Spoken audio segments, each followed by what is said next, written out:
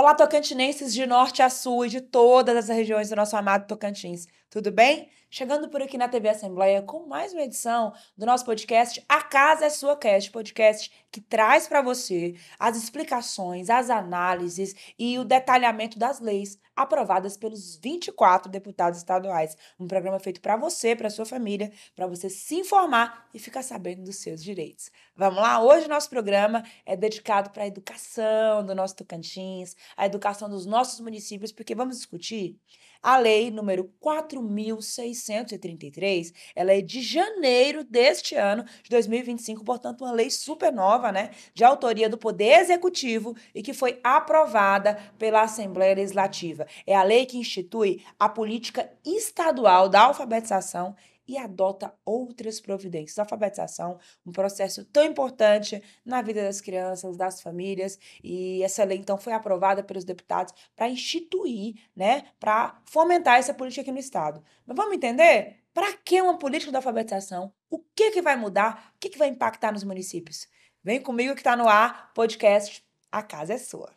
Simbora lá? Gente, para discutir esse assunto, que é um assunto muito importante, que requer informações muito detalhadas, eu tenho aqui uma especialista no assunto. A nossa convidada especial, ela é graduada em letras pela nossa UFT, é especialista em gestão da educação municipal também pela Federal do Tocantins, é especialista também em gestão educacional, mestranda em educação e diretora de políticas educacionais e parcerias com os municípios na Secretaria de Estado da Educação, a SEDUC, além de coordenadora estadual do programa Alfabetiza Mais Tocantins. Hoje comigo aqui a Francinete Ribeiro Ferreira. Francinete, bem-vinda. Obrigada, que bom. É uma alegria estar aqui nesse momento, compartilhando com você dessas experiências educacionais e falar dessa lei tão importante para o nosso estado, que é a lei que institui o programa Alfabetiza Mais Tocantins. Eu lembro que na minha época de criança, a alfabetização era uma etapa que a família acompanhava bem. Eu me lembro na época bem com as famílias e tal. Hoje, você acredita, assim, para a gente começar a conversar, que existe uma preocupação geral, tanto das famílias quanto da sociedade, com relação à efetividade do processo de alfabetização?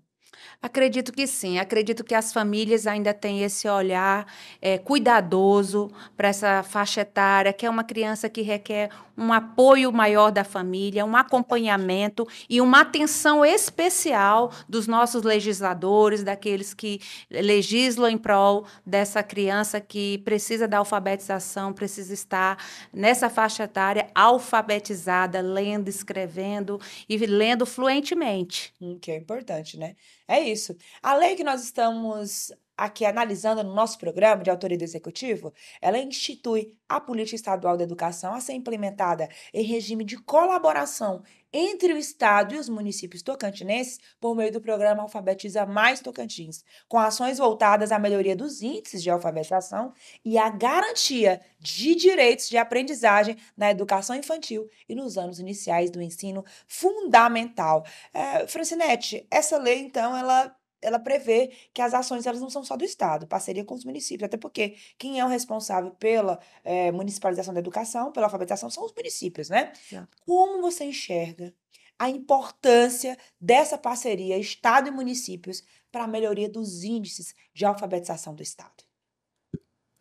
É, a lei de alfabetização em parceria com os municípios, ela é um divisor de águas. Muito bom. Ela é o ponto inicial, é o marco inicial de um trabalho feito em colaboração com os municípios. O Estado, ele induz, ele implementa, ele fomenta, mas quem executa é o município. E ela só vai acontecer se houver essa relação, ela só tem sentido se existir essa relação com os 139 municípios que querem também executar essa ação dessa lei da alfabetização no seu território municipal.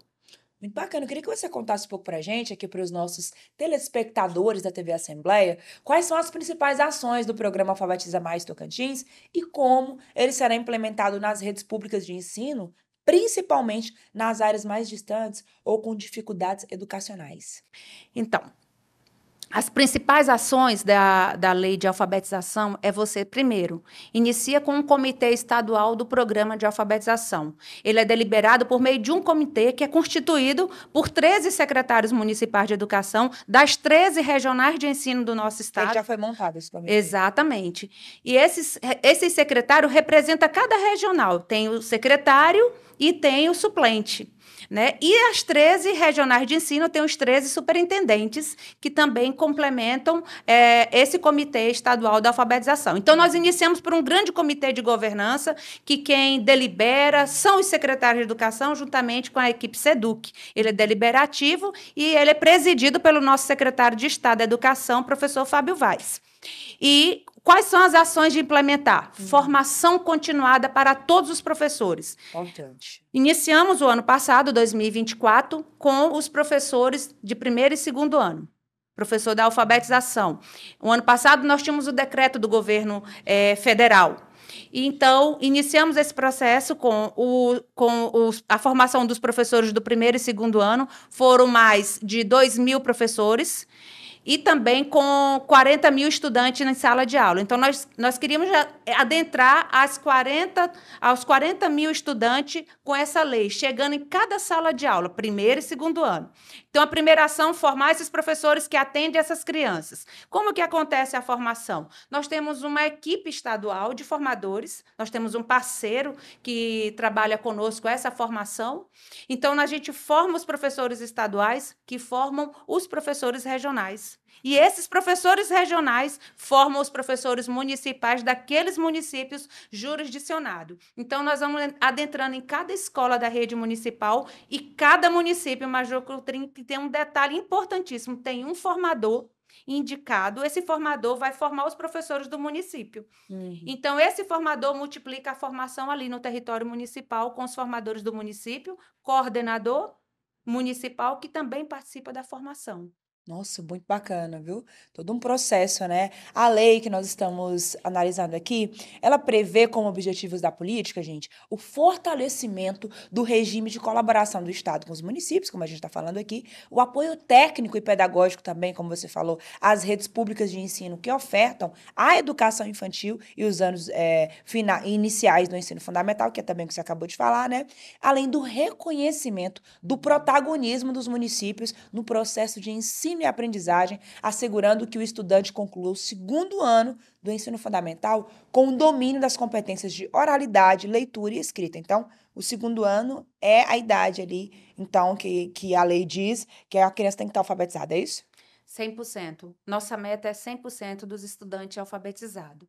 Nós entendemos que não tem como pensar uma educação do ensino fundamental 2 e ensino médio se a base não for bem preparada. Essa criança que está no segundo ano, ela precisa ter o domínio da leitura, da escrita, da oralidade, ler fluentemente, conhecer um texto, e então iniciamos por esse caminho, atender esse estudante. Esse ano de 2025, a lei já foi aprovada, nós vamos dar seguimento a outras turmas agora do terceiro ao quinto ano, e vamos também atender a educação infantil, que é a pré-escola, 4 e 5 anos. Quem é o nosso público? Os professores que atendem essas turmas na rede municipal. Claro que sempre com a parceria do município, com o protagonismo dele na execução dessa ação lá dentro do município. Ele é o principal autor dessa ação, porque nós, como eu falei anteriormente, nós podemos implementar, nós podemos fomentar, induzir, mas quem executa é o município. Muito bom, muito importante. E quando a lei fala desse protagonismo do município e dos professores nesse processo, é algo muito importante, né? A política que nós estamos falando aqui, através dessa lei que a gente está discutindo, ela destaca o fortalecimento do protagonismo dos municípios nos processos de ensino e aprendizagem, como a gente falou agora há pouco. Como os municípios podem se envolver de maneira mais eficaz no cumprimento dessa meta? Temos vários caminhos para eles estarem envolvidos. O primeiro caminho é que não vai o formador aqui da rede estadual ou de nenhum outro local formar o professor dele. Quem forma o professor no município é o próprio professor município, que passa por um processo formativo naquela regional de ensino, que traz o contexto e aquela realidade. Uma regional de Arraias tem um contexto diferente da regional lá do Bico do Papagaio. Sim. Então, cada formação que nós levamos é contextualizada com a realidade daquela regional e daquele município. Nós temos dados, uma ferramenta riquíssima que é a plataforma de avaliação estadual, que é o SAETO. É uma avaliação, é uma plataforma que o governo do estado, por meio da Secretaria de Estado da Educação, oferta aos municípios. Os municípios têm acesso a essa plataforma, têm acesso o prefeito, o secretário de Educação, o diretor da escola e o professor da sala de aula. É feita uma avaliação diagnóstica. São 3 avaliações: a avaliação diagnóstica, a avaliação formativa e a somativa. A avaliação diagnóstica é para a gente saber como está aquele aluno, em que grau de aprendizagem ele está. E aí nós temos o nome, o endereço dessa criança e em quais habilidades ele não está desenvolvendo. Então, em cima dessa realidade, daquela escola, daquela turma, a escola pode ter 3 turmas do segundo ano, A, B e C, mas as realidades de aprendizagem podem ser diferentes. E a professora vai saber, a diretora vai saber e a secretária de educação vai saber. E nós sabemos. E é em cima dessa realidade que nós preparamos todo o processo formativo e capacitamos aquele profissional para conhecer e analisar aqueles dados. Então, ele tem essa ferramenta. Então, inicia-se um processo de intervenção.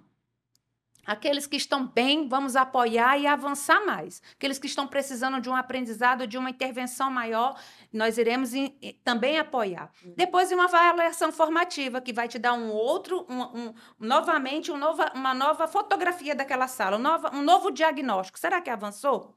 Será que não? Em que ponto a gente precisa melhorar? E assim, tanto o professor tem essa ferramenta, como o diretor tem, e o secretário de educação e nós da rede estadual podemos também acessar. E essa avaliação, ela acontece no 2º ano e no 5º ano, sendo que o 5º ano nós iniciamos o ano passado, e esse ano a gente vai trabalhar com o 2º e o 5º. Nossa, muito bacana, viu? Francinete, a lei também, ela fala em apoio técnico e pedagógico, né, para os professores nos municípios. O que está sendo planejado para garantir que as redes públicas de ensino possam ofertar uma educação de qualidade, desde a educação infantil até os anos iniciais do ensino fundamental? Esse apoio técnico ele é importantíssimo, né? Como eu falei para você, nós temos já essa plataforma, que é um apoio, é um instrumento para o município a fazer análise dos dados, mas nós também temos um acompanhamento in loco, tanto da regional de ensino, em que eles vão ao município, àquela escola, eles vão conversar com aqueles profissionais, eles vão apoiar, eles vão acompanhar, eles vão dar a eles as condições de melhorar aqueles índices, porque esse tem sido o nosso principal objetivo nesse acompanhamento e nesse apoio nas escolas que têm o menor desempenho. E esse apoio é dado a essas escolas e a estes municípios. E essa visita em loco ela é importantíssima, porque vai pelo formador daquela regional, que capacita aquele formador no município e que ele tem o dado daquele município que avançou, que não avançou. Então, ele entende que ele precisa ir lá pessoalmente com a equipe, dar um apoio, uma formação, uma capacitação. Mas não vai só a da regional. A equipe estadual também acompanha, vai em loco. E não vai só na zona urbana, ali na escola que está dentro da cidade, não. Nós vamos para a zona rural também. Nós abrimos porteira, nós acompanhamos aquela escola que está lá quietinha, com até uma multisseriada. E muito da nossa equipe vai lá, toma leitura daquelas crianças para ver o desempenho, como está a leitura desses estudantes que estão passando pelo processo formativo com o professor. Nossa, muito bom. Você que está nos acompanhando, não saia daí, vamos para um breve intervalo. Já já estamos de volta com esse papo informativo, com informações necessárias aí sobre o processo de alfabetização aqui no Tocantins. É já já, hein?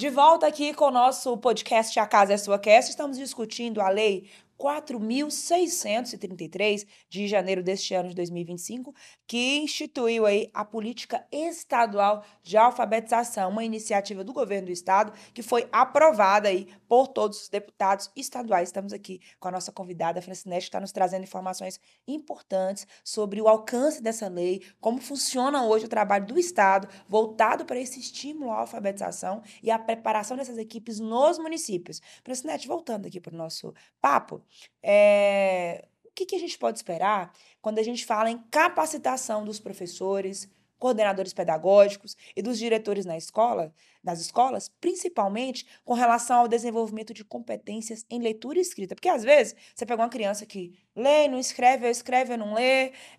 Como é que funciona a capacitação dessa equipe toda, professores, coordenadores, diretores, nessa dupla aí, leitura e escrita?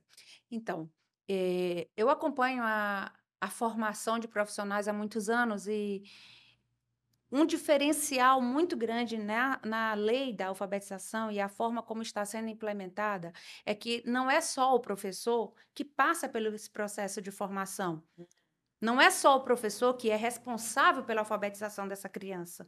O coordenador pedagógico, ele tem que conhecer o programa, conhecer também as habilidades dessa criança, ele tem que compreender o processo formativo que esse professor está passando para também apoiá-lo.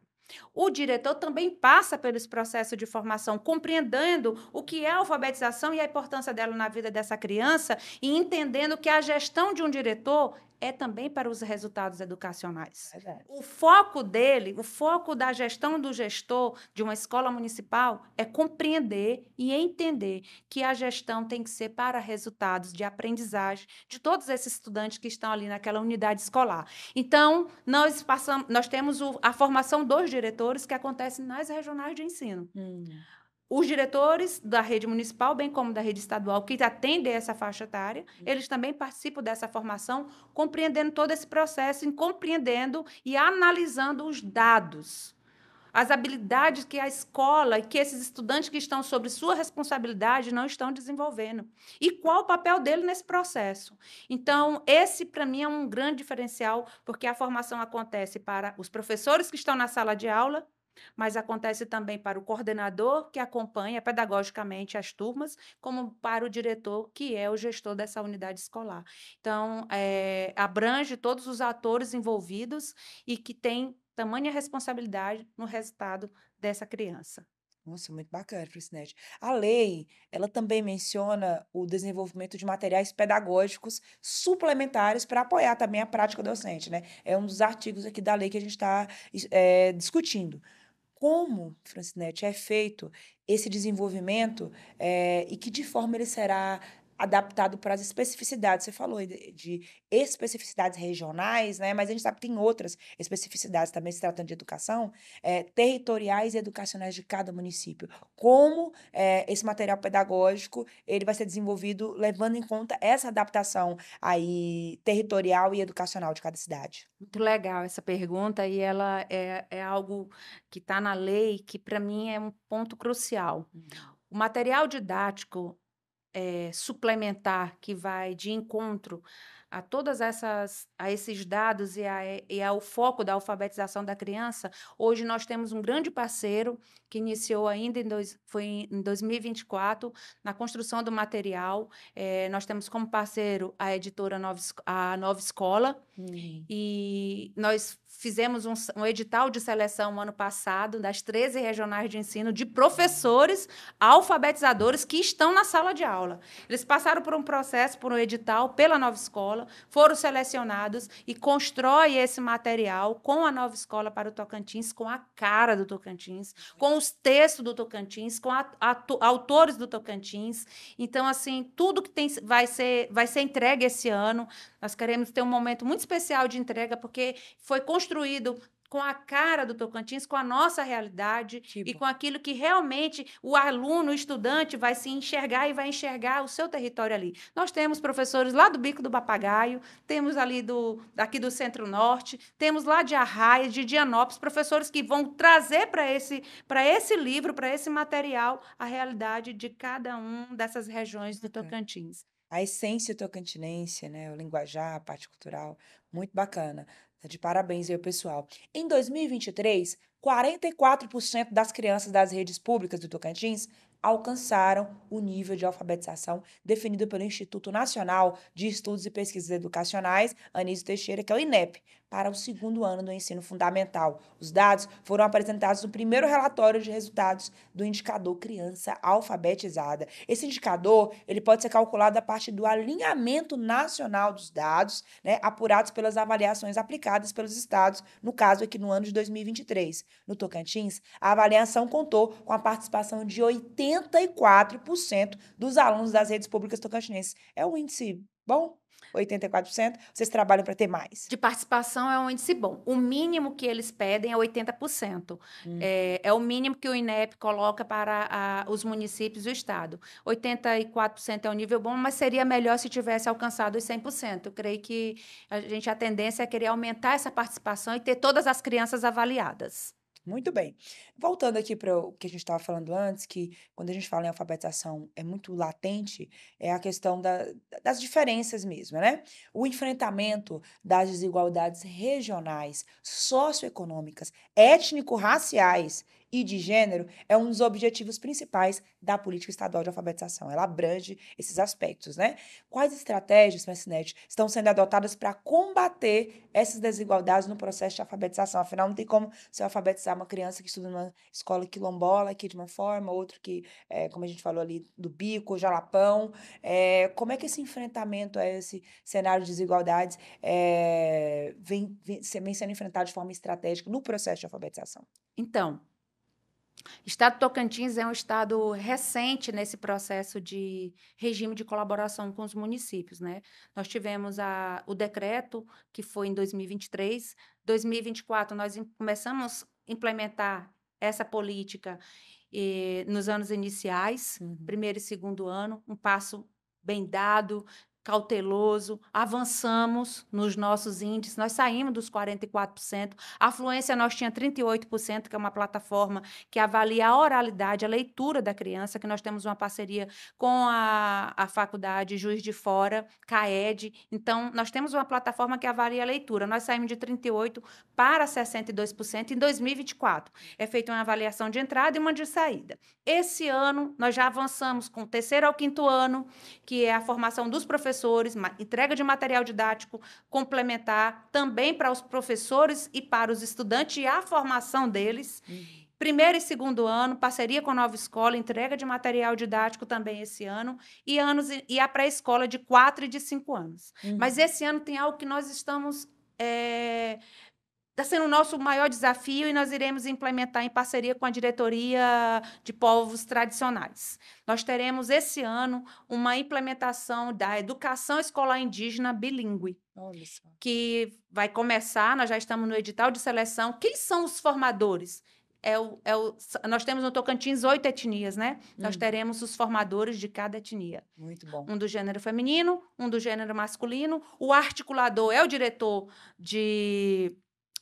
o diretor dessa política, é o Amaré, ele vai articular. Quem é o formador? O formador também estadual é um indígena, é da equipe, que vai trabalhar essa formação com esses povos. Então, nós já estamos iniciando esse processo, esse ano, de implementar a formação desses formadores, das 8 etnias, que irão trabalhar a educação escolar indígena bilíngue. Então, o primeiro ao terceiro ano, eles estão sendo alfabetizados, ou melhor, do primeiro e do segundo ano, essas crianças são alfabetizadas na sua própria língua, e do terceiro ao quinto na língua portuguesa. Então, esse ano tem sido o nosso desafio, está acontecendo, logo mais vocês vão ver essas formações acontecerem, e para nós é algo desafiador. No que você colocou, com relação ao nível socioeconômico, a plataforma de avaliação, ela te dá o resultado da turma, da sala, por nível socioeconômico. Esse professor, a gente consegue mostrar para ele, as crianças com menor nível socioeconômico,